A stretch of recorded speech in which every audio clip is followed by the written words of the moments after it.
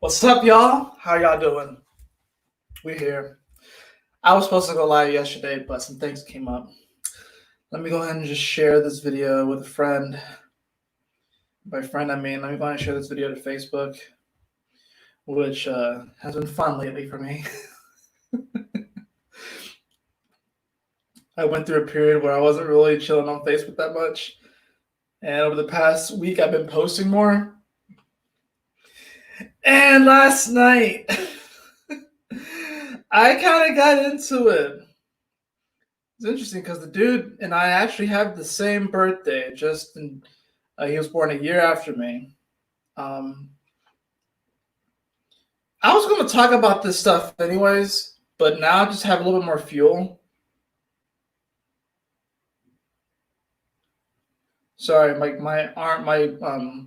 hand is twitching. That's weird. It's just twitching. It's like slowing down too. Let me share this on Facebook. See if I can get anyone to join and stuff like that. How are you all doing today? We're really just going to be talking and chatting. You know,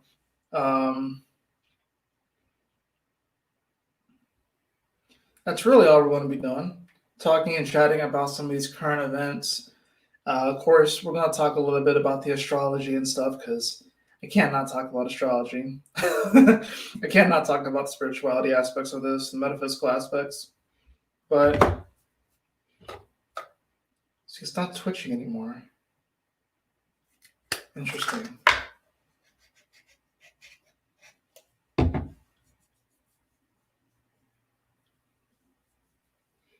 It smells so good. Oh my gosh. All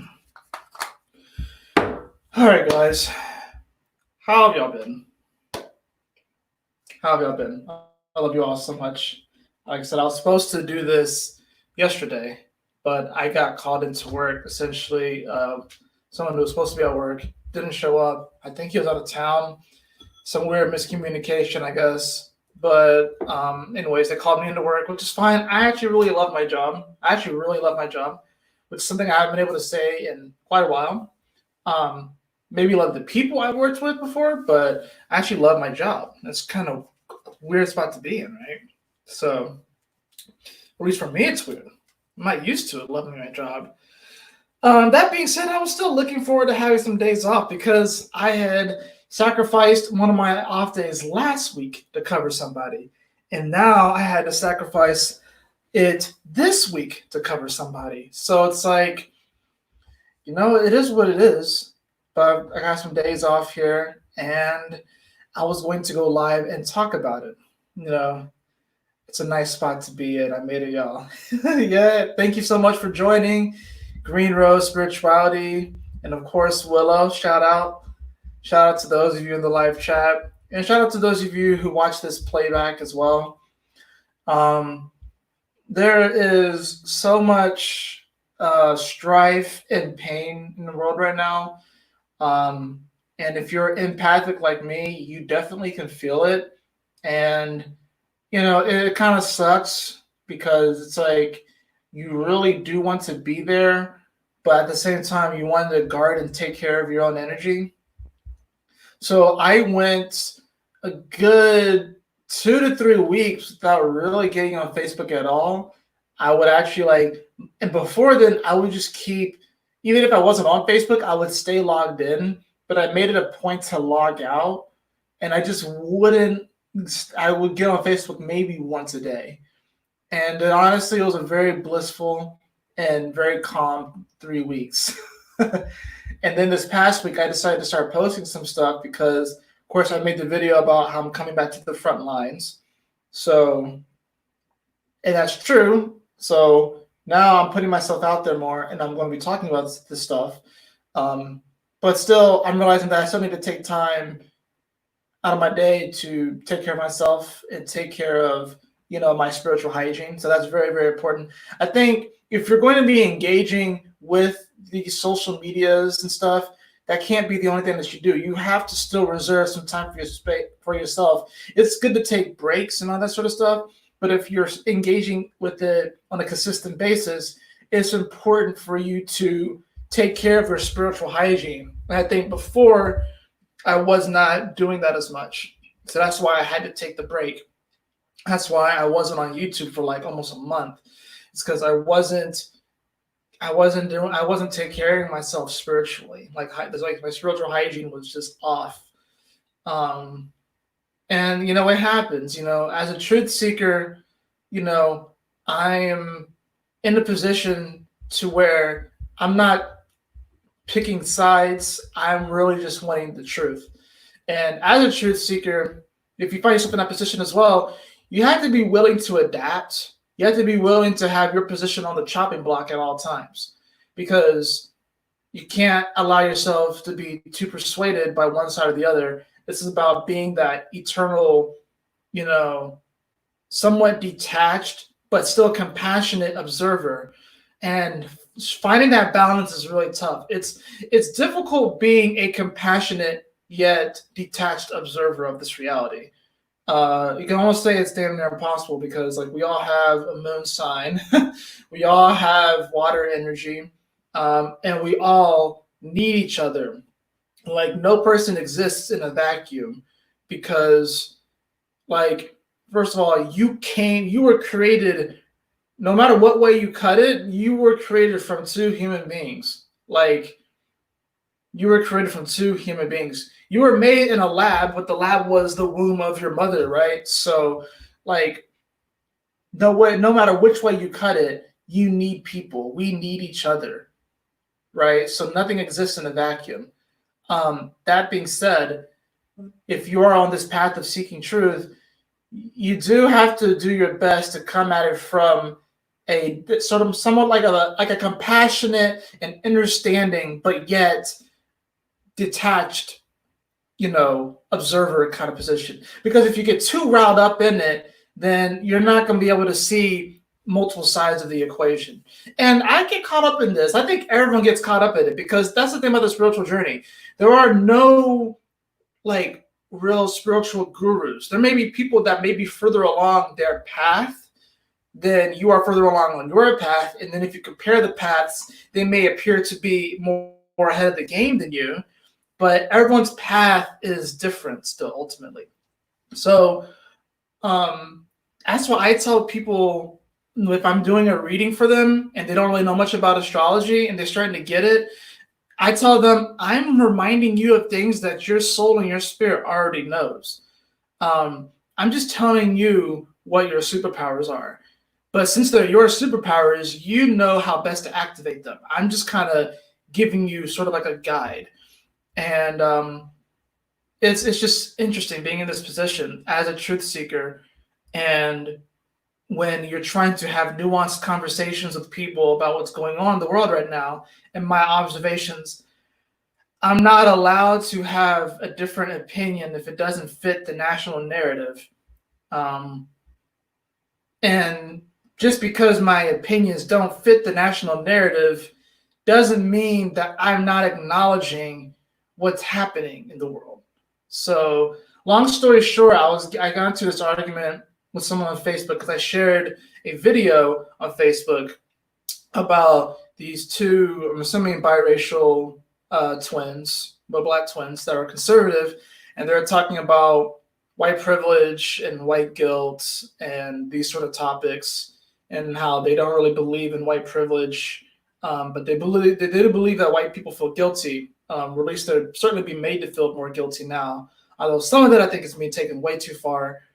Seeing videos of white people reciting certain things that black people are telling them, or seeing these videos of white people getting on their knees in front of Black Lives Matter protesters, people, whatever like that.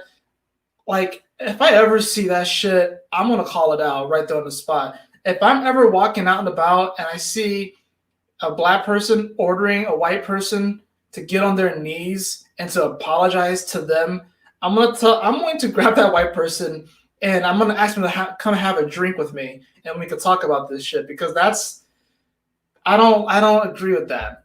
I don't agree with that. All right, that's not how you fix the situation. That's not how you fix the situation. Now, my personal opinions on white privilege, I think if it exists, it's more psychological, mental, and spiritual than anything else. It's certainly not physical. It's not physical. And I think that a lot of these things are a symptom of deeper issues. It's not skin deep, but I think everyone is so focused on the skin. But because I said that I don't believe that white privilege exists, I got called names on Facebook and cussed at, and I got all that sort of stuff, right? So, I guess I'm a bad person now because what I think doesn't fit the national narrative. Now, I just had a conversation with my dad about this too, right? Because I want to make sure, that's the thing though, as a truth seeker, I want to make sure that my knife is sharp as fuck, right? I want to make sure that I'm being held accountable. So when I talked to my dad about it, he didn't necessarily agree with my position as far as white privilege not existing. And he gave me some examples, but he also wasn't necessarily of the mindset of going along with the national narrative as well, as far as this whole conversation. So it's like with this whole racial thing right now, they are pushing a race war right now. And Terry Crews said it very well. And I might link this in the description or something like that about a video where Terry Crews was talking to this reporter dude on CNN, and he was saying that we need to make sure that Black Lives Matter doesn't become Black Lives Better, because you can feel it too, especially if you're empathic and especially if you're in tune spiritually. You can feel that there is this underlying current that they want to shift it to, where they're saying that Black lives is better. Like it's weird. It's like they want to flip the table. The pendulum is swinging to the other direction. Now, here's my thing about it. Maybe psychologically and mentally, there is something with the whole white privilege thing that may have some truth to it. Okay. Now, I myself haven't necessarily experienced this. At least I can't recall or think. Or if I did experience it, it did not put a damper on what I'm able to accomplish. Only I can do that. There are certain things, of course, that will be hard to overcome. And I know that I don't have the same experience as everybody else. I know I don't have the same experience as everyone else, right? That being said, I control my own destiny. And so do you, okay? I control my own destiny. I do believe in fate, I do believe that we also have our God-given free will, our human will. So it's just an interesting situation too. These different weird things too, like coming after my family, that wasn't cool. And for me, it's like I know I had a pretty comfortable upbringing and stuff. Yeah, I'm not gonna lie about that. But my parents worked damn hard for what they got. Nothing was handed to them. So, I'm not really expecting anything to be handed to me either. So, I think that a lot of these things are very psychological and mental. I think that racism, I don't think it's skin deep. I think it's a symptom of a deeper spiritual thing. Because in the event, which it probably won't happen, but in the event that racist white people, if they actually got their wish and exterminated all people of color, their hatred and their racism will not disappear suddenly. I'm going to say that again. If racist white people got their way and exterminated all people of color, their hatred and racism will not disappear. It will merely transform. They will then exterminate all white people that are like red hair or that have freckles. They will choose something else to hate on, because what's going on there is a lack of godliness and righteousness within them. That's what's going on. It's a mental and psychological and spiritual disease. It's not about physical appearances or superiority, at least in my opinion. Now, there are issues that need to be addressed, but I want solutions, okay? That's what I'm about. I want fucking solutions. The moment that I don't fit the narrative as a black man, I don't fit the narrative, right? I'm not going to vote Democrat, okay? I'm not going to vote Democrat. I don't hate Trump. I don't hate Donald Trump, all right? Am I going to vote for him? Probably not, but I don't hate the guy. But I'm not going to vote Democrat, you know? I don't fit the narrative. And I know that I'm a little bit different outside the norm. And I've had my fair share of weird issues that I've dealt with this stuff. Like growing up, I was called an Oreo, black on the outside, white on the inside. Never really understood what that fucking meant in the first place. What does it mean? Like, what is being white? Like, what am I doing that makes me white on the inside? I don't really get that. I never got it. Was it the way that I dressed, the way that I carried myself? And I got this from black and white people. Okay, it wasn't just white people. I got this from black and white people that said I was an Oreo, right? So I don't know necessarily what they're saying. It's almost like these people were feeding into this whole idea of white privilege or white superiority, because I'm assuming if I had dressed a certain way and talked a certain way, which may be stereotypically labeled as ignorant, then I wouldn't have been called an Oreo. And then there's this assumption that because of the way that I acted, and it made me an Oreo because I guess I was white on the inside, but I guess since it might have been seen as proper or a different way that I carry myself, you see what I'm saying? It's psychological on both sides of the equation, this whole privilege thing. It's psychological on both sides of the equation. And the moment that we don't acknowledge it, it actually will disappear. Because it doesn't really exist. It's a concept. It's a thought pattern. And thought patterns, they have energy. And right now we are fueling this energy. We're fueling it so much. We're giving it so much of our attention, so much electricity. And that's the only way that it can live, is by feeding it more electricity. It's like a Frankenstein now. And that was the only way that monster was able to live, is by giving it and feeding it electricity. If we stop feeding this shit, it won't live anymore.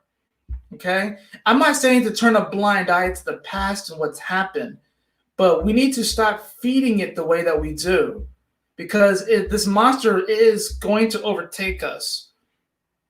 And we put this in the media all the time about how our creation will overtake us one day.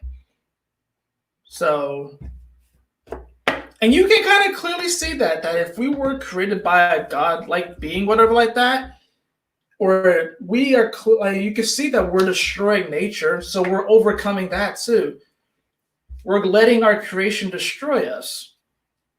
And I'm sorry, like for me, it's like I will be liberal in the sense that I am adaptable to change, and I'm adaptable to whenever facts and truths are presented to me, but I will be conservative in the fact that I'm going to conserve the natural order of this cosmological dance that we are all a part of, the nature of things.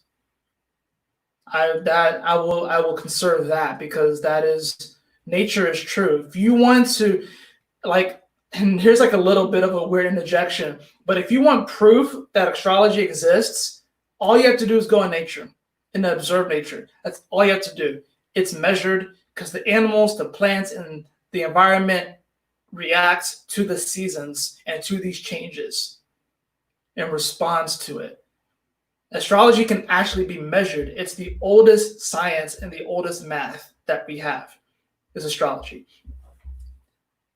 Right? It's the oldest science. All sciences come from astrology. All sciences come from astrology. So it can actually be measured and stuff. Like I said, this is a symptom of a deeper issue here. And I know it's multifaceted. It's not as black and white as they're trying to purvey it as, But it's crazy, because I know over my life I've been called like an Oreo, I've been called like an Uncle Tom, I've been called different things because I don't fit a particular narrative, I guess it is what it is, But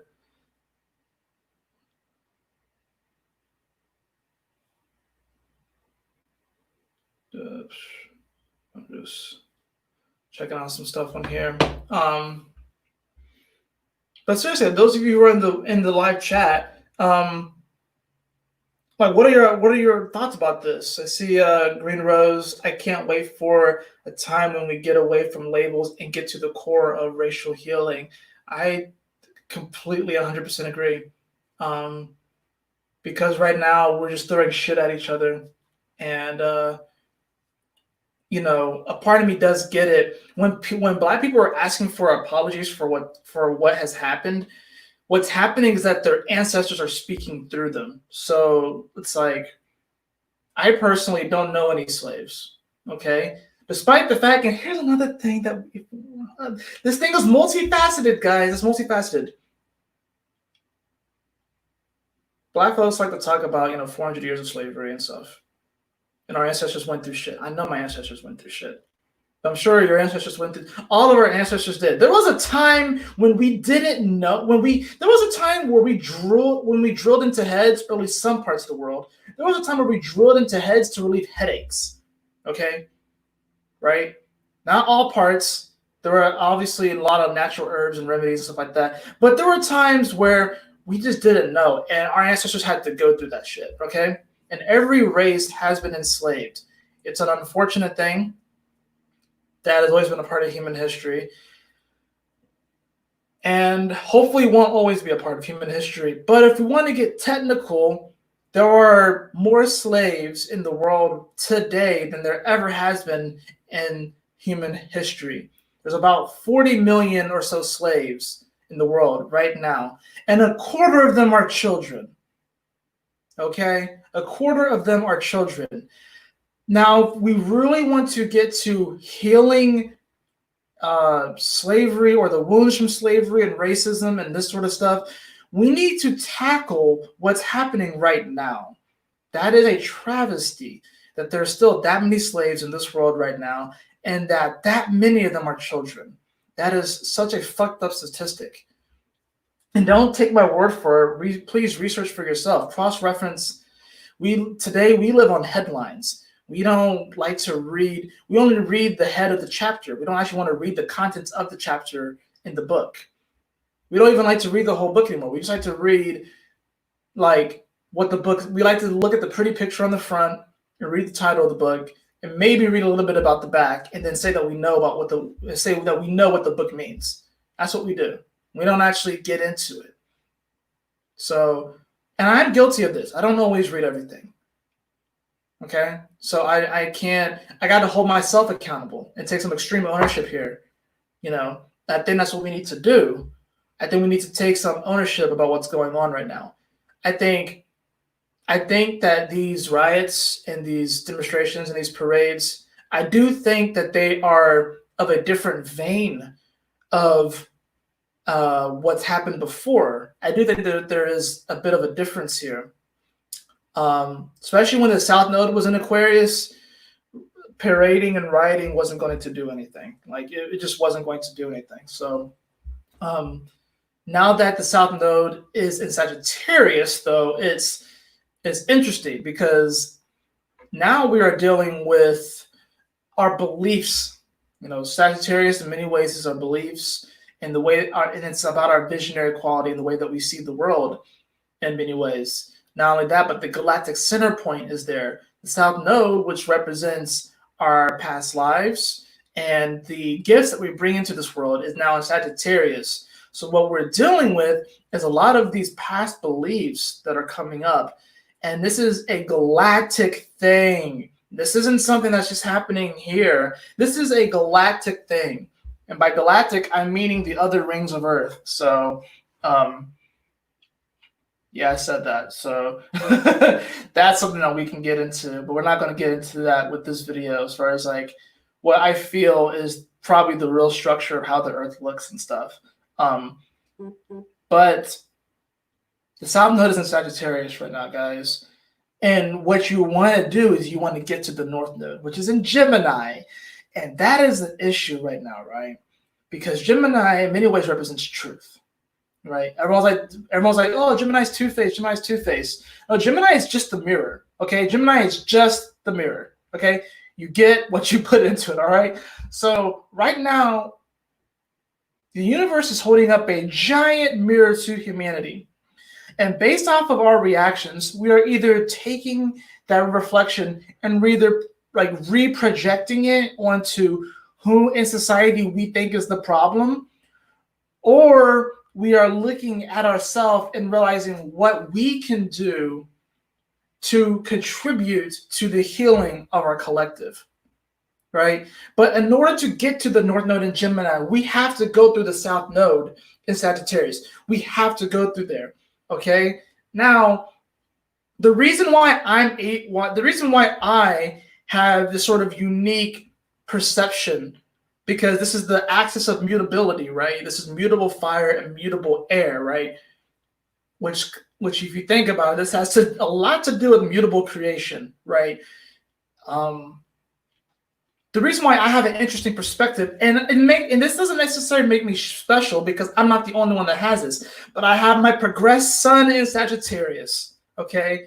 It's like at 23 degrees or so. So it's at a decently high degree, right? I have my progressed sun in Sagittarius. And then in my natal, and even in my progressed, I have Mercury there. And I'm a Sag rising, okay? So here's the thing though, with my progressed chart, with my sun being in Sagittarius, it's in the 12th house. So right now, when it comes to this visionary energy of Sagittarius, shooting my shot, taking aim, and really having the big picture of things, and once the sun illuminates and it gives light to, right now, with my awareness and my consciousness, it's what's being lit up for me is the whole of our spiritual belief system, and how there needs to be some shifting and arranging and some transformation that goes along with it. Because that's the other thing that people don't think about. Yes, Scorpio in many ways is transformation, but Sagittarius in tarot is temperance, which is all about alchemy, right? We are going through an alchemical process of changing our belief system. And here's the thing about alchemy. Everyone wants to get to the goal, but no one wants to take the steps in between to get there. And sometimes the steps to take to get in between there are gross, ugly, and terrible truths that we all have to face, okay? And that's a tough thing to do, right? Because you actually have to burn something. Something has to be burned, okay? Sometimes it's gross, all right? It's gross. It can seem grotesque, and it can seem and it's something that we don't want to look at, but we have to look at it, guys. We have to look at it. We have this mirror that is being held up to humanity right now. We have to have the extreme ownership to hold that mirror up to ourselves. First and foremost, hold up to ourselves. And that's a really difficult thing to do. To put your beliefs and everything that you believe the world to be on a chopping block, potentially, especially with this 2020 shift that's going to be happening, guys. You're telling me we had the 2012 shift, okay, which was the beginning of the end. And then literally we're going to come to this culmination in 2020 with this winter solstice where the planets are going to be aligned and there's going to be a major, major shift, okay?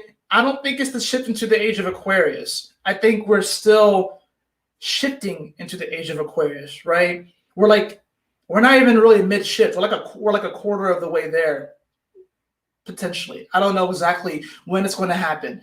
But in many ways, we are going to be shifting from like the sort of Iron Age to a Bronze Age. So we are going to be going through this Enlightenment period, Renaissance period. So as a result, everyone's trying to figure out what they believe in right now. South Node in Sagittarius. Everyone's trying to figure out what they believe in right now. And it has been, remember, Venus is going to has been opposing this energy for a while now. Venus is all about, our relationships, how we want to relate to people, and how we want to receive love. Because Venus is about receiving and reception, How do you want to receive love? With it being in Gemini, which is a very electric sign as well. You got to think about it. It's a very electric sign. And Uranus will be coming here soon. Whew. Just wait till Uranus gets here. We're trying to figure out our receptions. Like we have like these antennas and we're trying to figure out how to tune in, but all we hear is this, like we're hearing all that stuff. We're trying to get some clarity right now. But it's really, really, really hard because there are certain narratives that are being pushed, and there are certain narratives that are more popular than others. And if you don't adopt this narrative, it makes you a bad person, a bigot, and you should fuck off and eat a dick. And these are things that I was told. So, you know, and for me to say that I don't really care about what they said is not true because ultimately everyone is my brother and sister, you know? Although some of you guys are terribly, terribly sick, and none, I'm not saying to anyone that's any of you guys are watching this video, stuff like that. I'm talking about like there's some people in this world that are very, very, very, very mentally, spiritually, and psychologically sick. And all I can do is just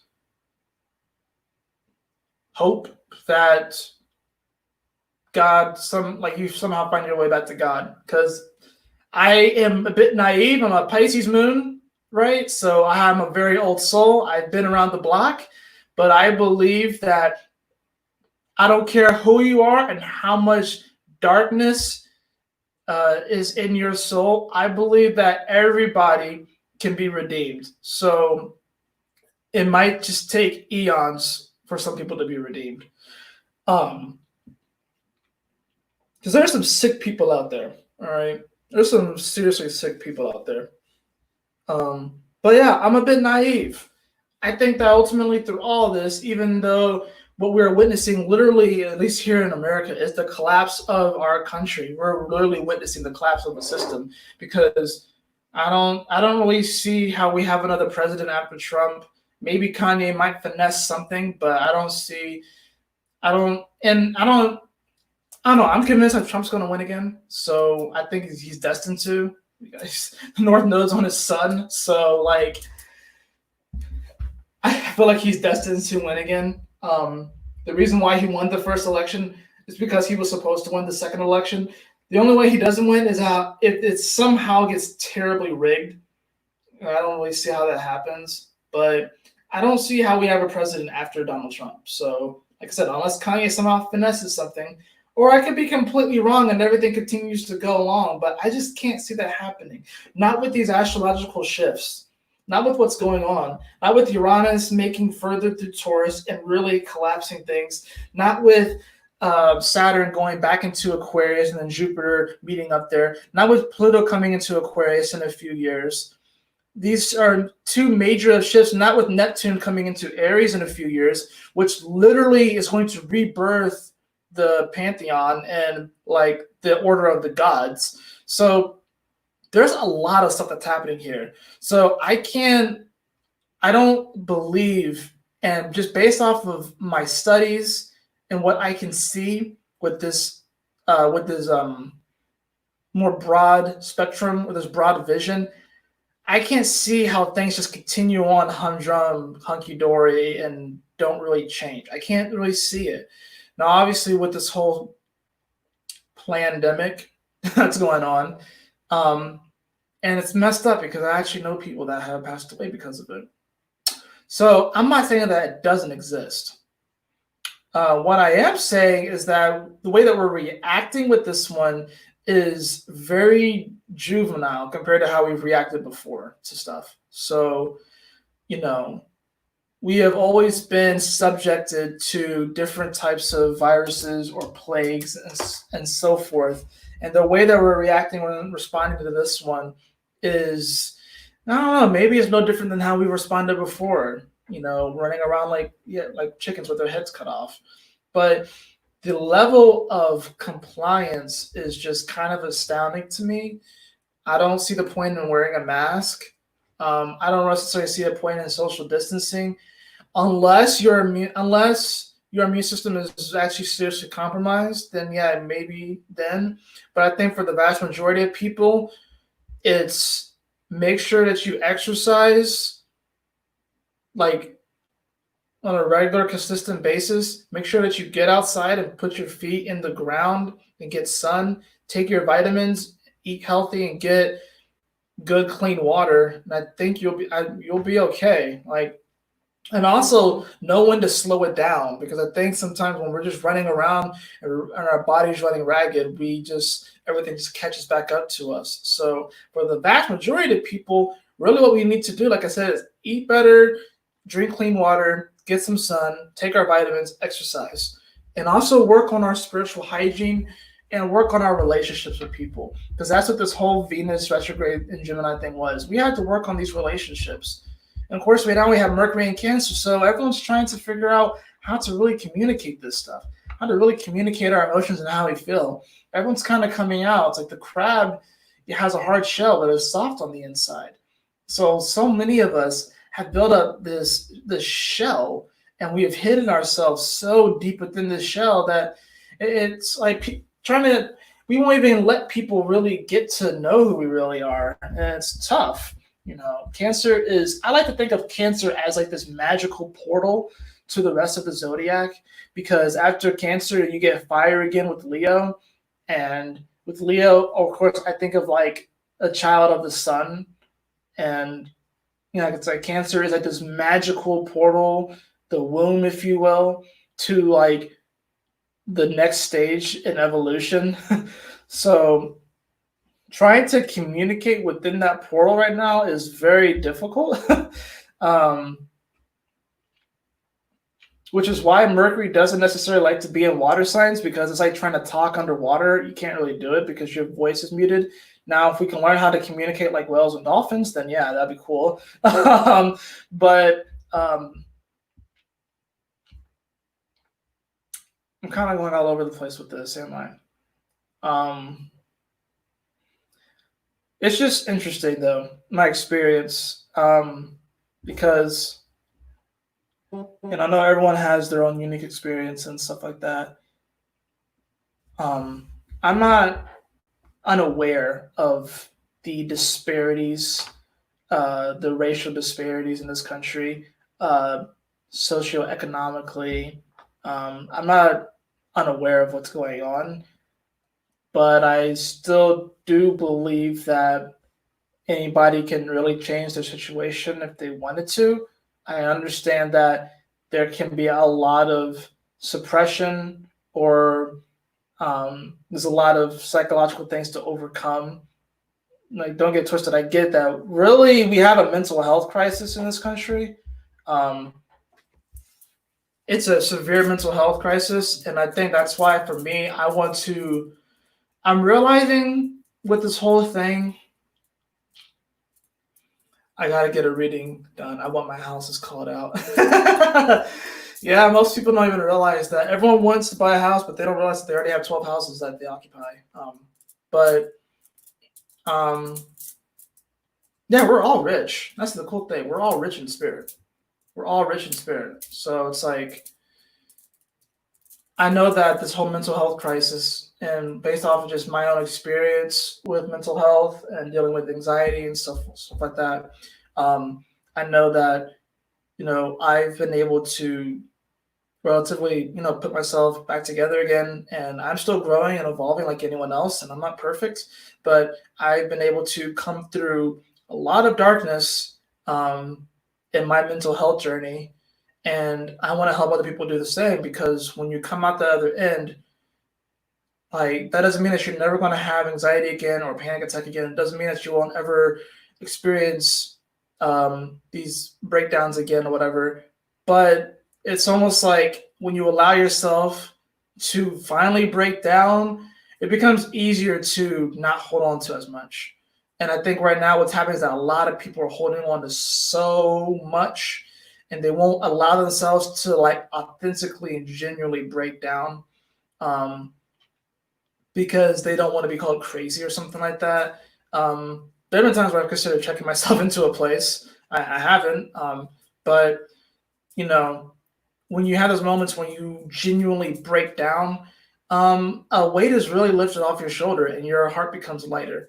So it's this mental health crisis that we have right now. All we're doing is just throwing pills at it, and it's funny too, because the pill that I went on actually helped me. So I can't say that didn't help me, but I still want to, do it more naturally.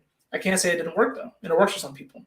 Um, and That's cool. I think that there are some aspects of modern culture that should make it to the next world. That should make it over. Um, you know, I love video games. I hope that doesn't go away.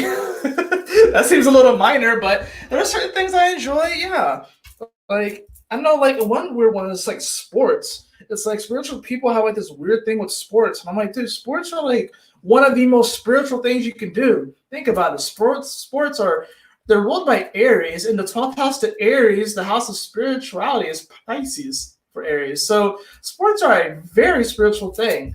Um, in my opinion. So there's always going to be this sort of thing with competition. Um, said I'm going all over the place with this video. This is some true Gemini type shit. I don't have any Gemini energy, guys. I don't have any Gemini energy in my chart. I mean my descendant. That's it. At least in my birth chart. I don't have anything there. So where was I? What was I talking about?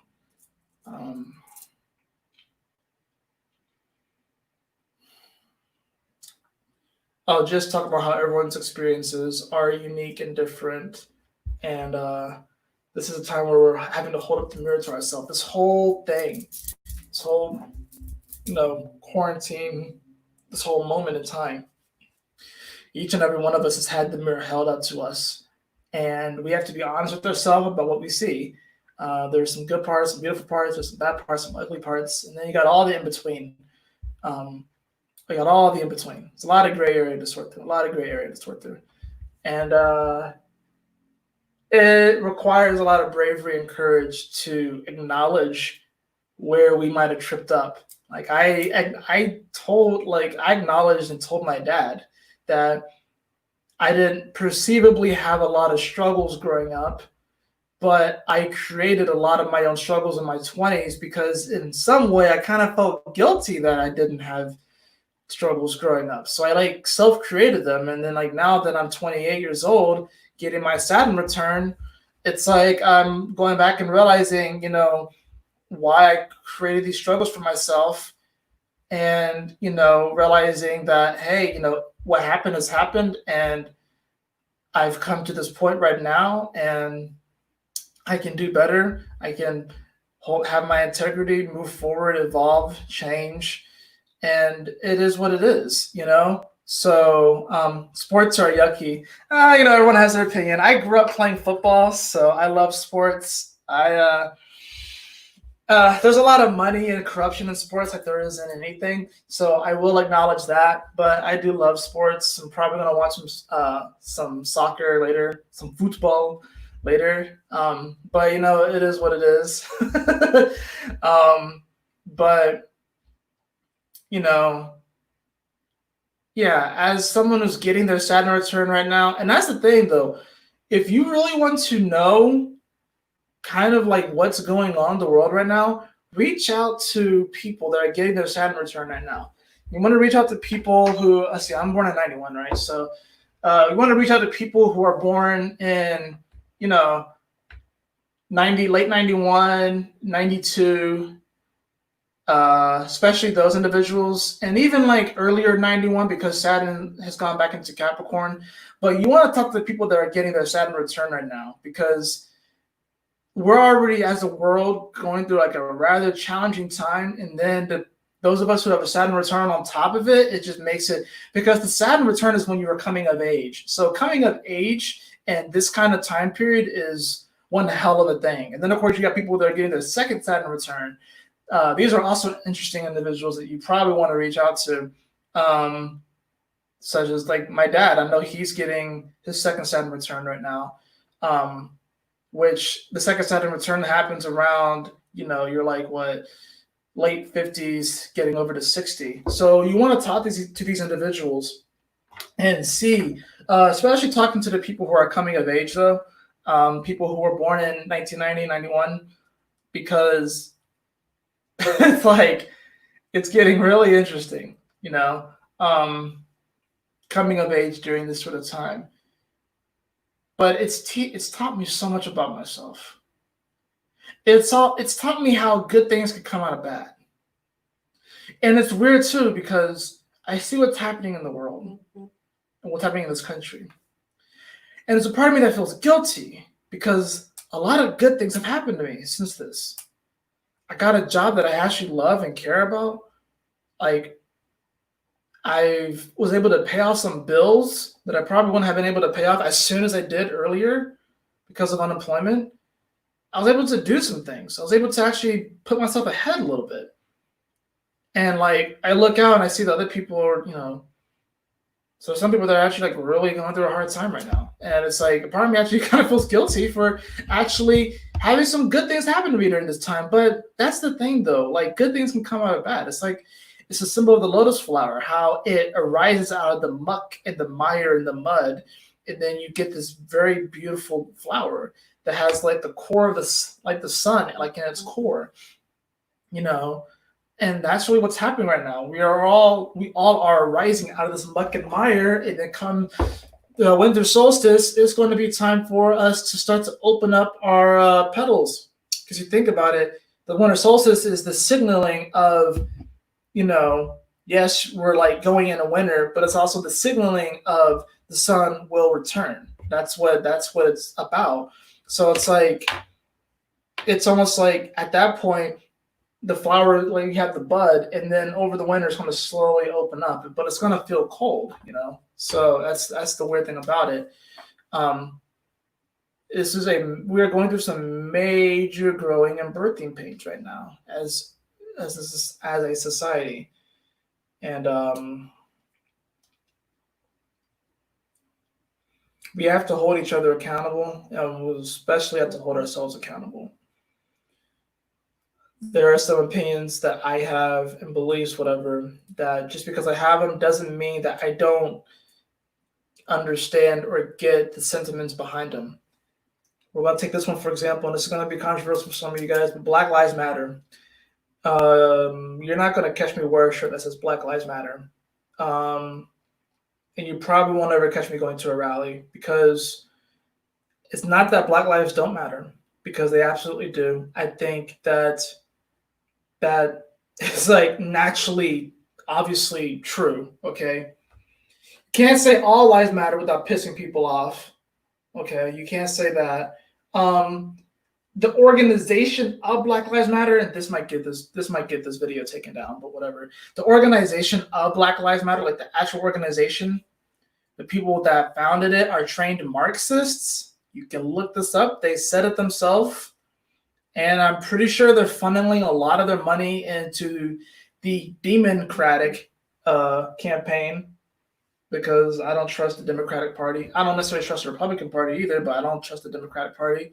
And I'm pretty sure BLM is funneling a lot of their funding into the Democratic campaign and shit, which I said I don't trust them. So, yeah, you're not going to see me doing that. But here's the thing, as far as Black Lives Matter. They do matter. But how come we are only paying attention to a certain group of lives that are being taken unnecessarily? There's no hiding that police brutality exists and that there is some prejudice. Maybe a lot of prejudice. There's no hiding it. I won't turn a blind eye to it. But with every race kills their own the most, okay? White people kill white people the most, black people kill black people the most, Asian people kill Asian people the most. It is what it is, okay? I am not denouncing the fact that cop brutality and police brutality exists. That being said, how come we do not get outraged when we have unnecessary killing of black people, especially children, that are happening in like Chicago or New York or Los Angeles or wherever, Atlanta or whatever like that? How come we're not mad about those? Because it's still unnecessary violence, okay? We can look at how it's packaged all we want. We can look at the fact that, a white person killed a black person. That we can look at it and how it's packaged all we want. But the fact remains is that the seriously unnecessarily and very violent and volatile killing of black people is not something that is only privy and should be exposed or put on front stage when it comes to cops killing black people. We need actual solutions. I'm not seeing too many solutions, and that's the problem. But people don't want to talk about it. If you want actual solutions, my friends, I know this video got pretty political and racial, whatever, but this is just what's on my mind right now, and I have to say my piece, and it is what it is, okay? But here's the thing, though. Black lives matter, but how come these other black lives don't matter? Because it doesn't fit the narrative. It doesn't fit a cop killing someone. They'll talk about it, but there's no parades for these individuals. But then you can't talk about that. You're not allowed to talk about that. But why? Why can't we talk about those lives that have been lost? Why can't we talk about those lives that have been lost? Why can't we talk about the white people that have died at the hands of police brutality by the white cops? How come we can't talk about that either? We're not allowed to talk about them. We're only allowed to talk about black versus white. That's all we're allowed to talk about. And if you don't get along with the program, then you're outcasted. But there's a bigger picture here. First of all, the real fight is classism and the super ultra rich versus everybody else. And people within that everyone else, there are a lot of rich people within that everyone else, but it's the super mega ultra rich versus everyone else, first of all. But we should be outraged anytime anyone dies at the hands of unnecessary violence. We need actual solutions. Because like I said, a lot of these things are symptoms of a deeper cause, and it's more psychological, mental, and spiritual and emotional than it is physical. It's more of that deeper stuff, guys. But people don't want to go deep. We need actual solutions. And yes, I grew up in the suburbs. That's another video I kind of want to make about being black in the suburbs, and how, yeah, maybe I was shielded from some stuff, okay? But if we wanted to really fix, especially like these inner city spots, these inner city neighborhoods and stuff like that, what we need to do, we need some solutions. And I'm not saying that any of the solutions that I'm about to list off are what we should do. I'm just going to list off some solutions, some potential solutions. Black people need to police their own communities in these inner city neighborhoods righteously, okay? Not through gang violence, but righteously police their own neighborhoods. There needs to be better education. The black father needs to come back into the picture because the black father has been ousted, okay?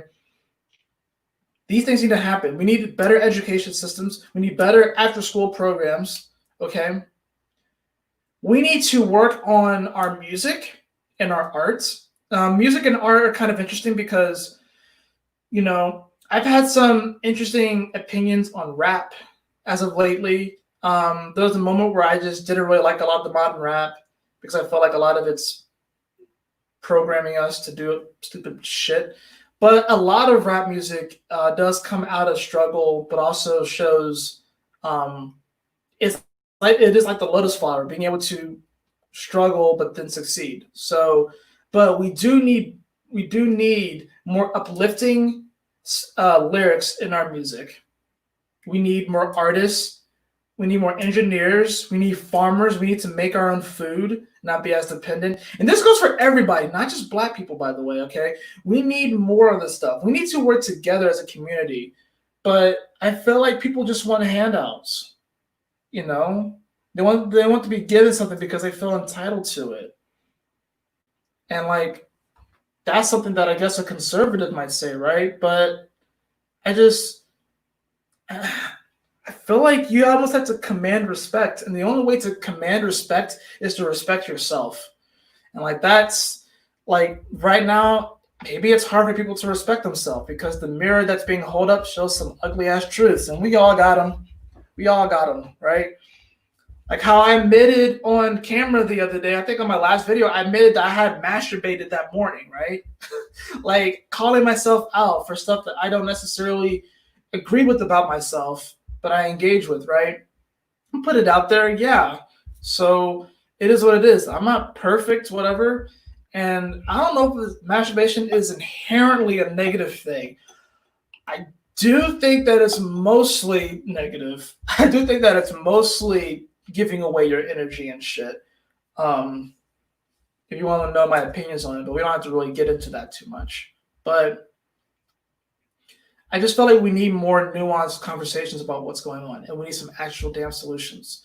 We can point fingers and point the blame and project and hold the mirror up all we want, and that is good for exposure and becoming aware of things. But at some point, we actually have to do something about it, and it may seem tough because it seems like the issues are very deeply rooted psychologically in us all.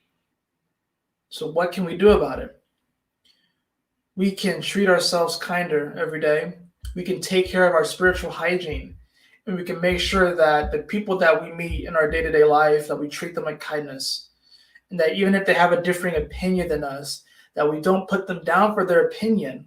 Okay, and it's okay. We can distance ourselves from these people as well. But we don't have to put them down for it. But we also have to hold each other accountable. We have to call each other out. There has to be a way to do it respectfully, though. There has to be a way of doing it without putting someone down. That being said, Hillary Clinton can go. I want to say she can go to hell because that's probably where she comes from, but she's a Scorpio too. And I'm sitting here like, during that last election, I was sitting there like, golly, if Hillary wins, a portal to hell is just going to open up. I can just feel it.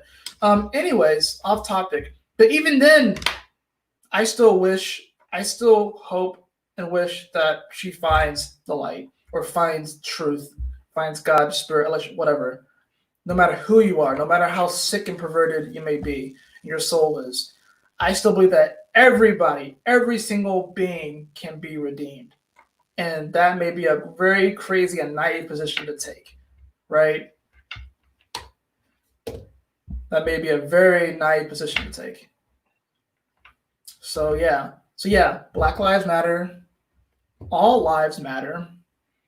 And when we're talking about all lives, we're also talking about animals too, okay? So cats, dogs, pigs, cows, like they all matter, okay?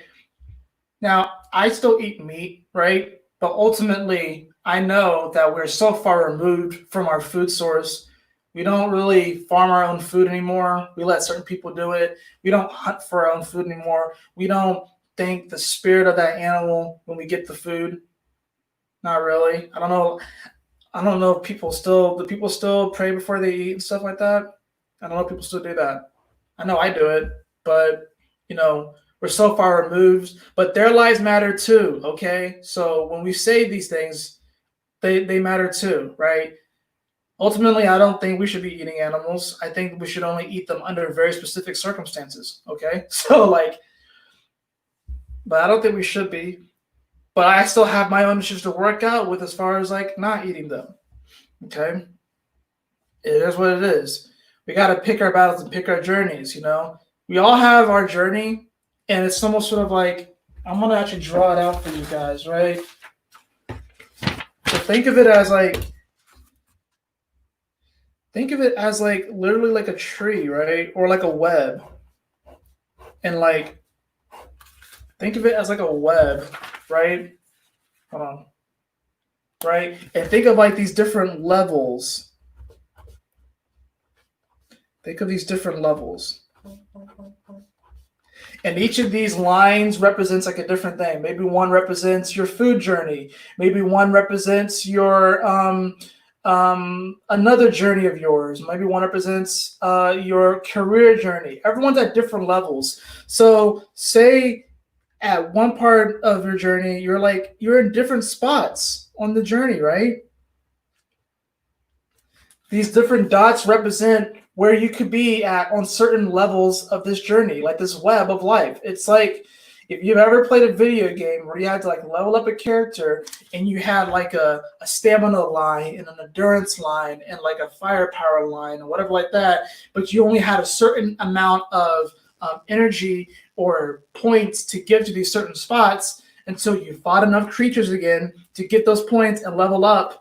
That's what we're going through. So it's like me, I'm not as far along in my food journey as someone else, right? There are other people that may be further along in their food journey, but I may be further along in other aspects of my development than they are. So we all have to work with each other. We all have our own strengths and our own weaknesses. I think the problem is that when people want to believe and think that once they start to be like a truth seeker and start to become enlightened, that suddenly they're like the professor or like a guru on all things across the board. And that's not how it fucking works, okay? That's not how it fucking works, right? I may be further along on my journey as far as understanding astrology more than someone else, but that does not make me better than someone else. They can be further along on other aspects of their journey than me. And it is what it is. We all got to help each other. So it's like, that's another thing too, is that this wokeness, this woke culture right now, it makes me laugh because it's woke. First of all, it's past tense. Okay. It's past tense. So you woke up, but what are you doing after you woke up? Are you just talking about how you woke up? Or are you actually not doing something? That's the funny thing about enlightenment, because I've had enlightenment experiences, but even though I had enlightenment experiences, that doesn't mean that I was absolved suddenly from paying bills and absolved from working and absolved from working on myself, okay? I still have to pay bills. I still have to work. I still have to work on the way that I communicate with myself and other people. I still have things to work on. Just because I've had enlightenment experiences does not make me immune to daily life. And I think that's the thing. That's the thing. People think that enlightenment is like suddenly when you become enlightened, you just get it, right? And everything just automatically comes to you, right? And then you're never gonna have any problems again. And I'm like, nah, honey, no, honey, that's not how it works. That's not how it works. Okay. It's like this interesting saying, and I'm gonna kind of butcher it, but say it in my own words. It's like the farmer worked hard, and then the farmer became enlightened. And after the farmer became enlightened, the farmer continued to work hard. So it's not like enlightenment is a spiral. Ooh, I love that. Enlightenment is a spiral. I love that. Thank you for saying that. That is so true. It is definitely a spiral. It is a cycle. It is definitely a cycle. Oh man, I love that. That is so good. That's such a good way of putting it.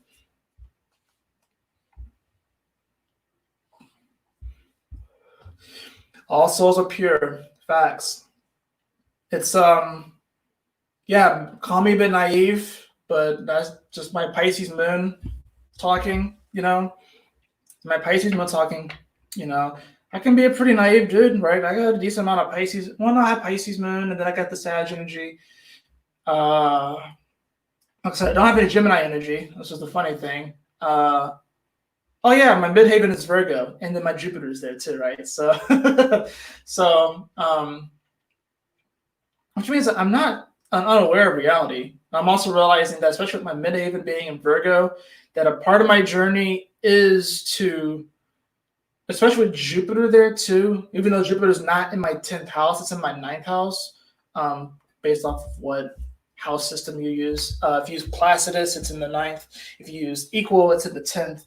But they still have similar energies, where I know that for me, when it comes to my path and my career and where I'm going to, there are definitely going to be moments where, because of my philosophies, that I'm going to be a bit of a hermit and I'm going to be a bit of a weirdo, and I have to kind of just do things on my own. But at the same time, it's because I like to critically think about these things. I'm a critical thinker when it comes to my beliefs.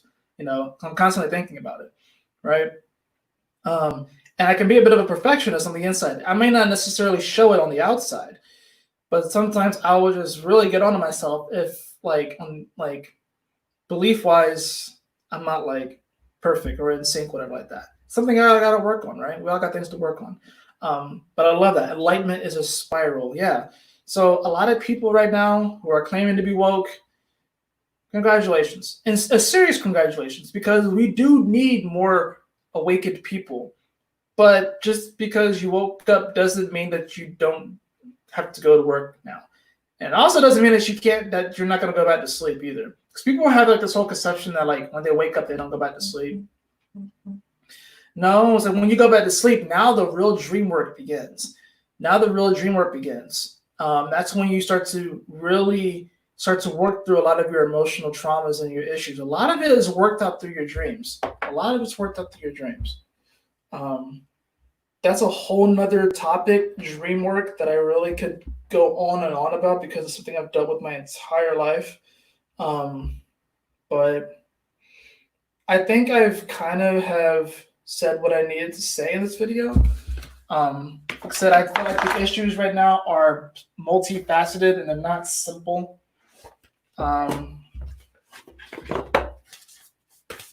And of course, I wish the best for everybody, and I hope that we can. I know we will, but I hope that we can really make it through this. And just my thing is my ultimate philosophy for life is kindness. Is treating people with kindness. And when you reduce kindness, you get to kin. Kin. And we are all kin. So that's what I believe. I believe that we are all kin. I believe that we are all one earthly family. And this infighting is crazy. It's like, on the big picture, it's like we're going to war. And like, imagine if there was like a full-scale war inside of your house, right? Just imagine that. There's a full-scale war inside of your house. That's kind of what it is right now. And our house is big, but at the same time, because of this war, we're like destroying the kitchen, we're destroying the living room, we're destroying the bathroom. I have a whole nother thing about breaking down the house and what zodiac signs represent each part of the house. Just to give you guys a bit of a tidbit, Taurus rules the kitchen, obviously, but Scorpio rules the bathroom. But yeah, there's like a full scale war that's happening inside of our house, and it's like, it's sad actually to see it. But ultimately, we are all kin. Ultimately, we are all family, and that's what I believe. I believe that I was put on this earth to spread kindness as much as possible. Is to be as kind to myself and to other people as much as possible. Even people that I disagree with, I can still be kind to them. Because oftentimes what you'll find is that if you're kind to people, even if you disagree with them, that there is less of an opportunity for them to lash out at you. Now, like I said, there are some people that are seriously sick mentally, emotionally, spiritually, and psychologically in this world. But I believe that if we can really begin this narrative of being kinder to each other and realizing that we are all one, we are all family, and that honestly, as far as like space and shit, I don't care about going to Mars or Uranus or whatever like that, because first of all, I have those planets within me and I can visit them in my dreams if I want to. So I don't care about getting off this planet. We have been given a perfect, beautiful place and we should take care of it.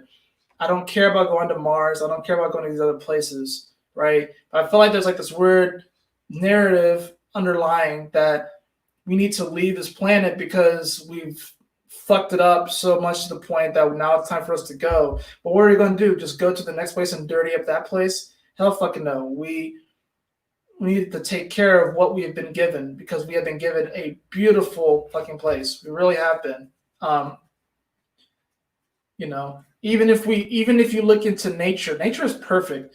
And yes, we can look at nature and we can see a bear mauling a rabbit, and that may be very sad for us. And I think there's a part of that that's what kind of makes us human, is that we can acknowledge that that's fucked up. But it's also natural. So we have to realize our part in this because we are in this position to really be the caretakers of this world, and we really aren't doing it.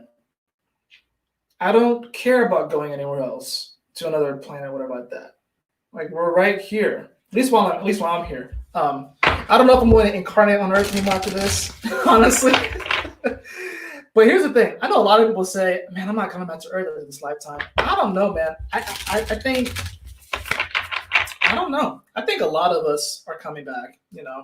I think we're just talking like smoke out of our ass, you know, like whatever. Um, I have this new deck, this new Oracle deck that I've been wanting to use for a while. It's Moonology.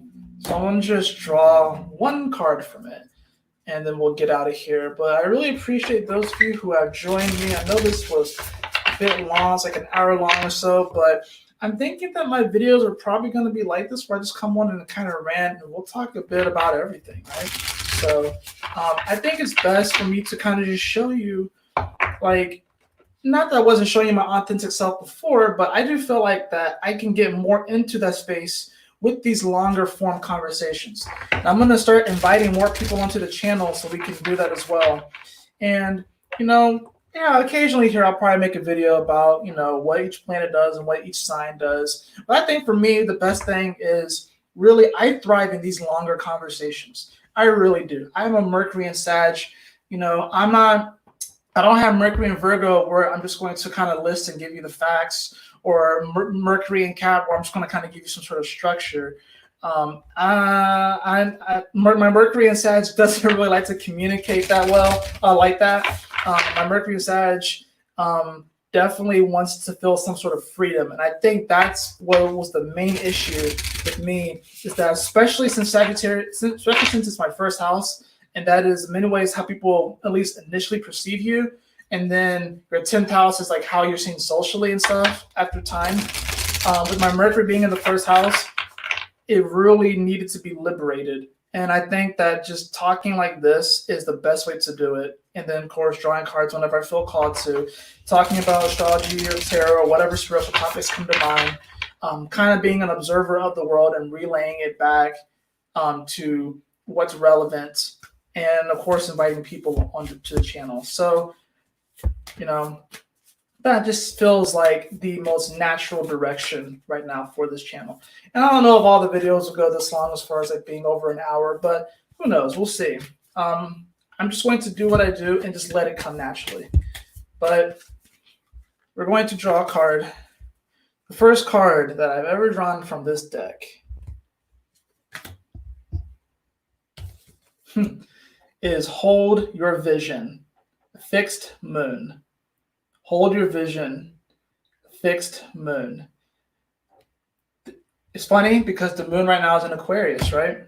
Let's just make sure that that's correct. I'm pretty sure the moon's in Aquarius right now, which means that the moon is actually in a fixed sign. Oh no, the moon just shifted into Pisces. Interesting. Do we have any fixed energy right now? We have Uranus and Taurus. We don't have any Leo energy. We don't have any Scorpio energy. And we don't have any Aquarius energy because the moon just left there. Interesting. But we have Hold Your Vision and Fixed Moon. This is so interesting too, because this is very applicable to my situation. I could have not held onto my position and not held my vision. I could have, you know, given in. And that's the weird thing about it too. There are times where we need to be adaptable, but there are also times where we need to remain steadfast and hold our ground. So when it comes to your vision, and this is your vision, by the way, your vision, not the collective vision, but your vision, which ultimately would lead to a collective vision, but your vision. What is your vision right now? What is your vision right now? And what are you doing to give that vision life, energy, sustenance? What are you doing to expand upon that vision right now? Holding to your vision. It's really, this in many ways has to do with manifestation and how we do have to be rather specific and particular about what we want to manifest in order for it to manifest. So this is about, like I said, like holding our vision and just not doing our best to not get distracted. There's a lot of distractions right now, guys. It's a lot of distractions. And I think everyone gets caught up in some way or another at some point in time to certain varying degrees, right? So I don't think anyone is immune to getting distracted, because I think we all get distracted from time to time. But through all this distraction and all this static energy right now, what is your vision for the future? What is your vision for yourself which is ultimately your higher self.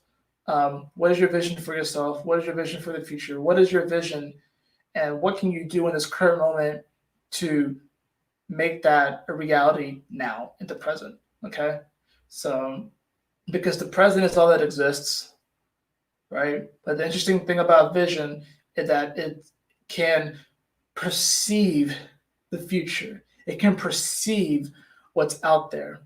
It's interesting. It can perceive what's out there, even though it hasn't come yet. So I think right now we can perceive what's coming because it's crazy stuff that's coming, right? We can perceive what's coming, especially with this winter solstice. Whew. Oh my goodness, guys, I'm telling you.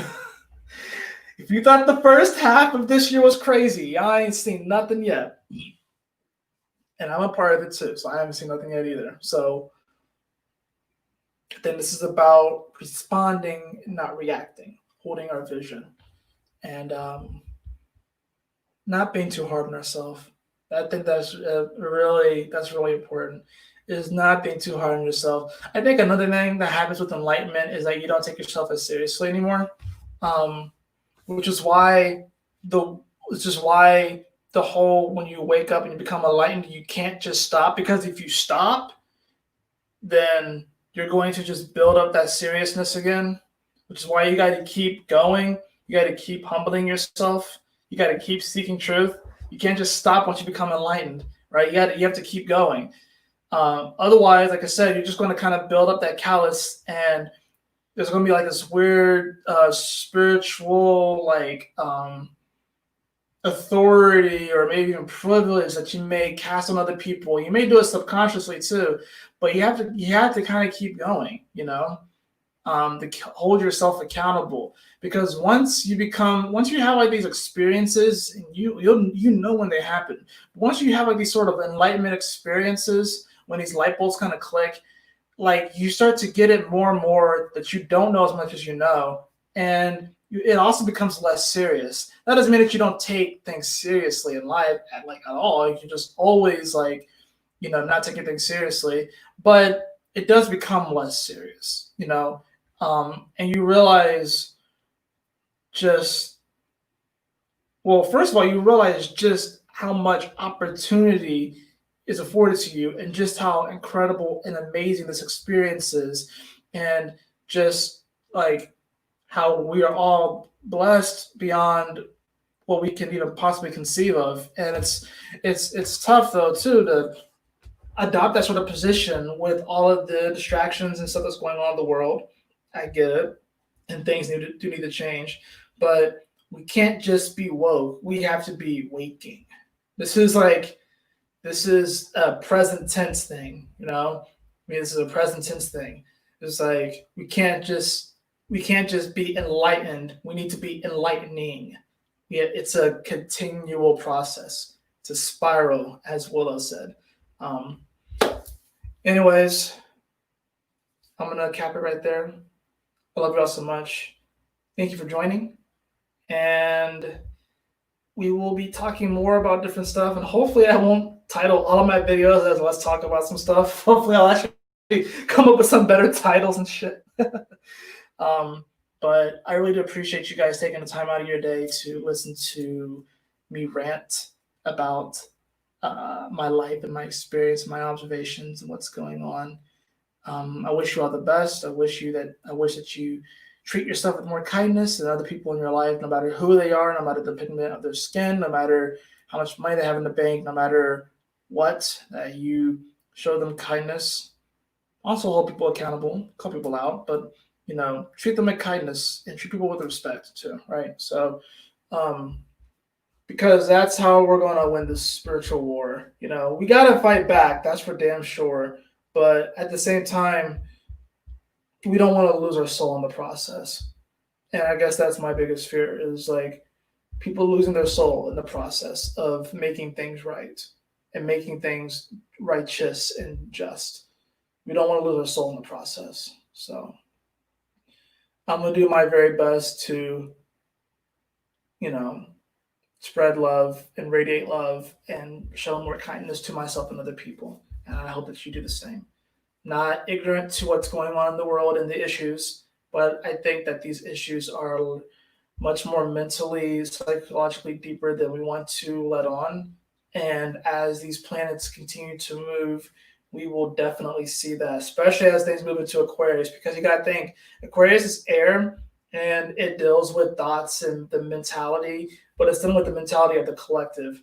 So Saturn barely peaked. We barely got a taste of the collective thought patterns and paradigms. Okay, when Saturn goes back into Aquarius, and then Jupiter joins, and then of course Pluto, which is going to transform it. We're only at the beginning, guys. We're only at the beginning. So, please do not be too hard on yourself, and do not be too hard on your fellow humans, because we're all going through this, and we've only just begun. But what's going to be on the other side of this is going to be so beautiful and, quite frankly, so worth it.